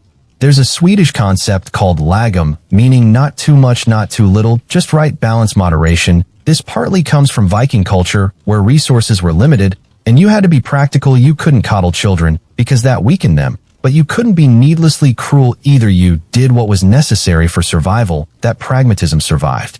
And there's a broader Scandinavian value of egalitarianism. Everyone contributes, everyone pulls their weight. This comes partly from Viking Age culture, where even wealthy families expected their children to work, to train, to prove themselves. You weren't entitled to anything just because of your birth. You had to earn it. That idea is still deeply embedded in Nordic culture today. So the system ended, but it left echoes. Now let's talk about why we remember it, why we're fascinated by it, why there are movies, TV shows, video games, books, all obsessed with Vikings. Part of it is the violence. We're drawn to warrior cultures, to gladiators, to samurai, to Spartans, to Vikings. There's something primal about it, something that speaks to a part of us that modern life has suppressed. We live in safe, comfortable societies, and sometimes we romanticize danger. But I think there's more to it than that. We're also drawn to the intensity of Viking childhood, because in some ways it's the opposite of modern childhood. Today, at least in wealthy countries, we protect children, we extend childhood longer and longer. People in their 20s are still considered kids. In some ways, we shield them from hardship, from risk, from consequences. And there's a growing sense that maybe we've gone too far, that maybe we're raising a generation that can't handle adversity. The Vikings had the opposite problem. They ended childhood too early. They exposed kids to trauma that no child should experience. But they did produce resilient people who could handle incredible hardship. So when we look back at Viking childhood, we're not really looking at history. We're looking at a mirror, asking ourselves questions about our own culture. How much should we protect children? How much should we expose them to risk? Where's the balance between safety and strength? I don't have answers to those questions. I don't think anyone does. But I think that's why this topic matters, why it's worth spending 80 minutes talking about Viking kids. Because history isn't just about the past, it's about understanding human nature, understanding how cultures work, how they adapt, how they solve problems. And Viking childhood was a solution to a specific problem. How do you survive in a harsh environment with limited resources and constant threats? Their answer was make hard. People start early, train brutally, accept casualties. The strong will survive, and they'll be strong enough to protect the community. Our answer in the modern world is very different. We have enough resources to protect everyone. We have medicine that saves weak babies. We have laws that prevent child abuse. We've decided that every life has value regardless of strength. Both systems have costs. The Viking way sacrificed individuals for the group. Our way sometimes sacrifices group resilience for individual comfort. Neither is perfect. But here's what I keep coming back to: those Viking children, the ones who survived, the ones who made it to adulthood, they were real people. They had thoughts, feelings, dreams, fears. They weren't just warriors. They were human beings who'd been shaped by a system they didn't choose. Some of them probably thrived. Maybe there were boys who loved the training, who felt alive in battle, who found meaning in the warrior path. Maybe for them this childhood was perfect. But I think about the others, the boys who were terrified, who hated violence, who wanted to be poets or farmers or craftsmen, but were forced to be warriors, the girls who wanted to fight, but were pushed toward weaving, the children who were broken by the system, who couldn't adapt, who died or were cast out. The sagas don't talk about them much. History is written by winners, by survivors, but they existed probably in large numbers. And I think we owe it to them to remember to look at this system honestly, to acknowledge what it achieved, but also what it cost, to not romanticize it, but also not dismiss it, to understand it as a complex human response to difficult circumstances. Because that's what history is. It's not good guys and bad guys. It's people trying to survive, trying to build something, trying to make sense of a brutal world. And sometimes their solutions are brilliant, and sometimes they're horrifying, and usually they're both at the same time. The Vikings raised children to be warriors at age 12, and it worked until it didn't, until the world changed, and that system became obsolete, and then it faded away, leaving behind stories and artifacts and questions. Questions we're still trying to answer. How do we raise strong children? How do we balance protection and preparation? How do we teach resilience without causing trauma? The Vikings had their answers, we have ours, and 1,000 years from now people will look back at our childhood at how we raised kids, and they'll probably think we were barbaric in our own ways. They'll see things we're blind to costs we don't recognize. That's how history works. It's humbling, and it should be, because none of us have it all figured out. We're all just doing our best with what we know, and sometimes our best is pretty terrible. So what's the legacy of Viking childhood? What did it leave behind? It left a military tradition that shaped Europe. It left cultural values that still influence Scandinavia. It left stories that still captivate us 1,000 years later. And it left a question, a challenge that every society has to answer. How do you prepare children for the world they'll inherit? Do you harden them or protect them? Do you expose them to harsh truths or shield them as long as possible? Do you prioritize their immediate happiness or their long-term strength? The Vikings chose hardness, strength, preparation for violence, and they built an empire, and they traumatized generations, and they created warriors who were respected and feared across the known world, and they lost something essential, something human in the process. We've chosen differently. We prioritize safety, happiness, education, emotional well-being, and we've built societies that are wealthier, safer, more comfortable than anything the Vikings could have imagined, and we worry that maybe we're making our children too soft, too fragile, unable to handle hardship. Maybe the truth is there's no right answer. Maybe every society, every era has to find its own balance and accept the trade-offs. Maybe we can't have warriors and poets, safety and strength, protection and resilience all at once. Maybe we have to choose.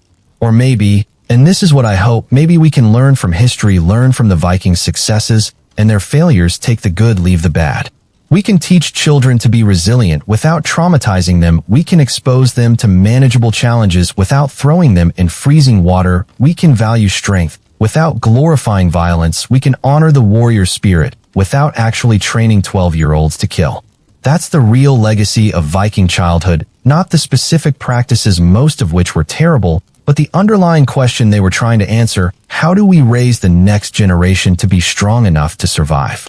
They answered it in their way, we answer it in ours, and the conversation continues, because as long as there are children and parents and societies trying to figure out how to prepare kids for an uncertain future, this question will matter. The Vikings are gone, their longships rotted, their weapons rusted, their training ground silent, but the question remains, and that's why we remember them, not because they had all the answers, but because they asked the same questions we're still asking. How do you make a child strong? How much hardship is too much? When does preparation become abuse? When does protection become weakness? Where's the line? The Vikings drew that line in a very different place than we do, and we can look back now and say they went too far, that they sacrificed too much, that they broke too many children in the name of making warriors. But they would look at us and say we don't go far enough, that we're raising soft children who can't handle reality, that we're setting them up to fail. Who's right? Probably neither, probably both. Because raising children is hard, it's always been hard, and every generation thinks the previous one did it wrong and worries the next one will do it worse. The Vikings turned children into warriors by age 12, and we remember them for it. We tell their stories, we study their methods, we're horrified and fascinated in equal measure. And maybe that's the point. Maybe the legacy isn't about right or wrong. Maybe it's about remembering that there are different ways to be human, different ways to organize society, different answers to eternal questions. The Viking way was one answer, our way is another. In another 1,000 years there will be new answers, and people will look back at all of us, Vikings and moderns alike, and wonder how we survived with such strange ideas about childhood. But we did survive. The Vikings survived in their time, we're surviving in ours, and our children will survive in theirs. Not because we have perfect systems, but because humans are adaptable. We figure it out, we adjust, we learn from mistakes, and we keep going. That's the real lesson of Viking childhood, not the specific techniques, not the brutality, not the warrior culture, but the adaptability, the ability to create systems that work for their time and place, even if those systems seem insane to outsiders. The Vikings needed warriors, so they made warriors. When they didn't need warriors anymore, they stopped making them. The system adapted, the culture survived. We'll do the same. Our children will face challenges we can't imagine: climate change, technological disruption, social upheaval, things we can't prepare them for with current knowledge. So we do our best, we give them what tools we can, and we trust that they'll adapt like every generation before them. That's what the Vikings did, that's what we're doing, that's what humans do. We raise our children as best we know how, and we hope it's enough. And sometimes it is, and sometimes it isn't, and either way the world keeps turning and new children are born and the cycle continues. The Vikings raised warriors at age 12 until they didn't until the world changed, and that system became obsolete and they adapted. We're raising our children in our way until our world changes and our system becomes obsolete and we'll adapt too. That's the legacy, not the violence, not the training, not the specific practices, but the bigger truth that there's no one right way to raise a child. There's only the way that works for your time, your place, your challenges. The Vikings had their challenges, they answered them, they survived for 300 years of dominance, and then they evolved. We have our challenges, we're answering them, we'll survive, and then we'll evolve. And the conversation about how to raise strong children, how to prepare them for an uncertain future, how to balance protection and preparation, that conversation will continue. Because it's not a Viking question, it's a human question, and as long as there are humans raising children, it will never be fully answered. Just constantly reimagined, constantly renegotiated, constantly adapted for new circumstances. The Vikings raised children to be warriors at age 12, and now 1,000 years later, we're still talking about it, still learning from it, still asking ourselves what they got right and what they got wrong. And that in itself is a kind of legacy, not the warrior culture, not the violence, but the conversation, the questions, the eternal human struggle to figure out how to raise the next generation. The Vikings are part of that conversation, now their voice frozen in time, preserved in sagas and artifacts, and archaeological remains. They can't adapt anymore, can't answer new questions, can't change their methods. But we can, and that's the privilege and burden of being alive, of being part of history. As it happens, we get to take the lessons, apply them, adjust them, make new mistakes, learn new lessons, and pass them on. So here's what I take from Viking childhood. Not that we should throw kids in freezing water, or give them weapons at age 4, or send them on raids at 12. But that childhood has always been preparation, that every culture has to answer the question, prepare them for what, and that there are no perfect answers, only trade-offs. The Vikings chose early hardness, they paid the price in trauma and death, they gained military dominance and cultural resilience. We choose extended protection, we pay the price in anxiety and fragility, we gain safety and opportunity. Neither system is perfect, both have wisdom, both have costs. And the next generation will look at both of us and choose something different, and they'll pay different costs and gain different benefits. That's how it works, that's how it's always worked. The Vikings raised warriors, we raise something else, the next generation will raise something else still. And all of us, every generation, every culture, every parent, is just trying to answer the same impossible question: how do I prepare my child for a world I can't predict? The Vikings thought the answer was warriors, and for 300 years they were right. And then they were wrong, and then they adapted. We think the answer is education, safety, emotional intelligence, and maybe we're right for our time, and maybe we're wrong, and maybe we'll adapt too. That's the legacy of Viking childhood, not a system to copy or condemn, but a reminder that every age does its best with what it knows, and later ages judge from comfort they didn't earn. The Vikings weren't monsters, they were people trying to survive, trying to protect their children by making them strong, trying to build something that would last. They succeeded, they failed, they adapted, they survived in a different form. Just like we will, just like everyone does. And that's really the end of this story, not with answers, but with questions, not with judgment, but with understanding, not with conclusions, but with continuity. The Vikings raised children to be warriors at age 12 until they didn't, until the world changed, and they changed with it. We raise our children differently until we don't, until our world changes, and we change with it.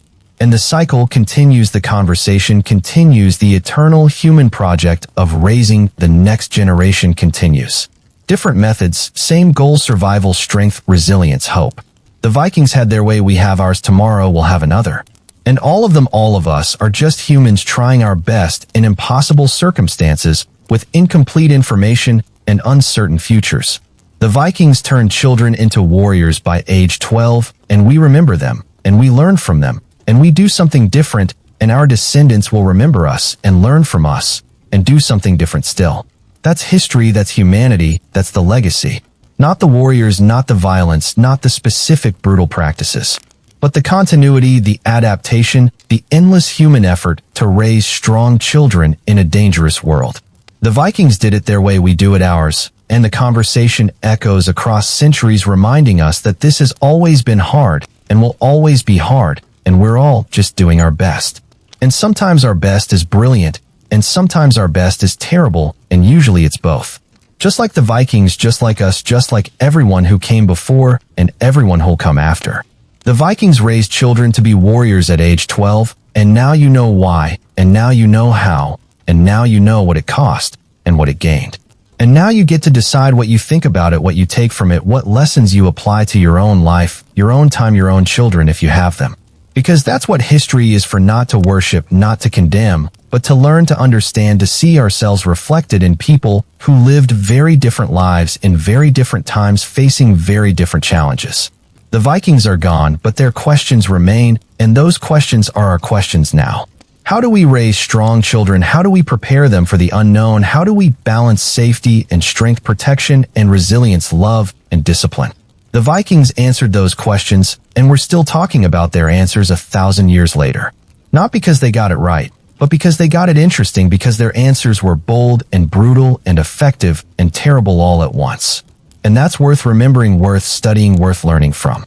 Not to copy, but to understand that every answer has costs, that every system has trade-offs, that raising children has always been humanity's most important and most impossible task. The Vikings raised warriors at age 12. We raise something else. Tomorrow we'll raise something different still. And all of it, all of us, is part of the same endless conversation about what it means to be human, what it means to be strong, what it means to prepare the next generation for whatever comes next. That's the legacy. That's what survives when the longships rot and the swords rust and the training grounds fall silent. The questions remain, the conversation continues, and we're all part of it now. The Vikings had their turn, now it's ours, soon it will be someone else's. And the cycle continues as it always has, as it always will. The Vikings raised children to be warriors at age 12, and that's their story, and this is where we leave them. Not forgotten, not glorified, not condemned, just remembered, as people who face their challenges in their way with all the brilliance and brutality that implies. And now we face ours in our way with our own brilliance and blindness. And someday someone will look back at us the way we're looking back at the Vikings, and they'll see things we can't see now, costs we don't recognize, benefits we take for granted. And they'll learn from us the way we're learning from the Vikings, and they'll do something different the way we're doing something different. And that's how it works, that's how it's always worked. The Vikings raised warriors, we raise our children, tomorrow raises something new. And the conversation about how to do it right continues forever. Because there is no right answer, there's only the attempt, the effort, the eternal human project of raising strong children in an uncertain world. The Vikings did their best, we're doing ours, tomorrow we'll do theirs. And all of it matters, all of it counts, all of it is part of the great ongoing conversation about what it means to be human. The Vikings turned children into warriors by age 12, and now their part of the conversation is over, and now it's our turn. So what will we say? What will we contribute? What will future generations learn from us? That's not a Viking question anymore, that's our question now. And this is where this story ends, not with the Vikings, but with us, not with ancient Scandinavia, but with today, not with warriors, but with whatever we choose to raise instead. The Vikings had their answer, we need ours, and we better choose wisely. Because 1,000 years from now, someone will be telling our story the way we're telling theirs. And they'll judge us the way we're judging them. And the cycle will continue, the conversation will continue, the eternal human effort to raise strong children will continue. The Vikings raised warriors at age 12, we remember them, we learn from them, we do something different. And that's the legacy, not the system, but the reminder that this has always been hard, that every generation does its best, that there are no perfect answers. Just choices, trade-offs, attempts, hope. The Vikings made their choices, we make ours, tomorrow makes theirs. And all of it, all of us, is part of something bigger than any single culture or time, the great human project of survival and adaptation and raising the next generation to be strong enough to carry on. That's the story, that's the legacy, that's what survives when everything else fades. The Vikings raised children to be warriors at age 12, and now you know their story. And now the question is, what will you do with it? So that's the full story of how Vikings raised children to be warriors by age 12 from birth, where babies were inspected like livestock, and the weak were left to die to age 12, where boys stood on longship decks covered in blood, having just participated in their first raid, 300 years of brutal, effective child rearing that shaped Europe and then disappeared when the world changed. We covered the hardening process starting at age 1, the weapon training disguised as play, the knowledge transfer through oral tradition, the blood bonds formed in adolescence, the coming-of-age rituals at 12, the first raid, and all its psychological horror, the ones who failed, and how they were discarded, the mental health crisis that nobody acknowledged, and finally why this system worked so well and why it ended. This wasn't a story about good or evil, it was a story about adaptation, about a culture that faced harsh realities and developed a harsh solution, about the costs and benefits of different approaches to childhood, about questions that every society has to answer. How much do we protect children? How much do we expose them to hardship? Where's the line between preparation and abuse? The Vikings drew that line in a very different place than we do today, and we can judge them for that. But we should also recognize that they were solving real problems in their context, and their solution worked for 3 centuries until it didn't, until Christianity and feudalism and changing economics made the warrior culture obsolete. Today we look back at Viking childhood with a mix of horror and fascination, horror at the brutality, the infant exposure, the child soldiers, the normalized violence, but also fascination at the results, at the resilience, at the military effectiveness, at the sheer audacity of a culture that treated childhood as boot camp. And maybe that fascination tells us something about ourselves, about our own anxieties, about modern parenting, about our worry that maybe we've gone too far in the other direction, that maybe we're raising children who are too protected, too fragile, unable to handle adversity. I don't know the answer to that, nobody does, but I think asking the question is important, looking at different cultures, different times, different approaches, and asking what can we learn, not what should we copy, because we shouldn't copy Viking childhood, but what principles might still apply, what wisdom might still be relevant. The Vikings believed children needed to be hardened early, that comfort made you weak, that suffering built character, that death was always close, and you had to prepare for it. We believe childhood should be protected, that emotional well-being matters, that trauma causes damage, that we have enough resources to keep everyone safe. Both worldviews have truth, both have blind spots, and studying the Vikings helps us see our own assumptions more clearly. So if you made it this far, if you spent the last 80 minutes learning about Viking childhood, I hope you got something out of it, not just facts and stories, but perspective, a reminder that there are many ways to raise children, that every approach has costs, that our way isn't the only way or the final way. The Vikings raised warriors, we raise something else tomorrow, we'll raise something different still, and all of it is part of the same human story, the story of trying to prepare the next generation for an uncertain future. If this video made you think, hit that like button, let me know in the comments what surprised you most, what made you uncomfortable, what you agree or disagree with, and where you're watching from, because this community is global, and that's amazing. The Vikings are gone, but their questions remain, and those questions are ours now, so let's keep the conversation going, let's keep learning from history, let's keep asking, how do we raise strong children in a complex world? Thanks for watching, I'll see you in the next one.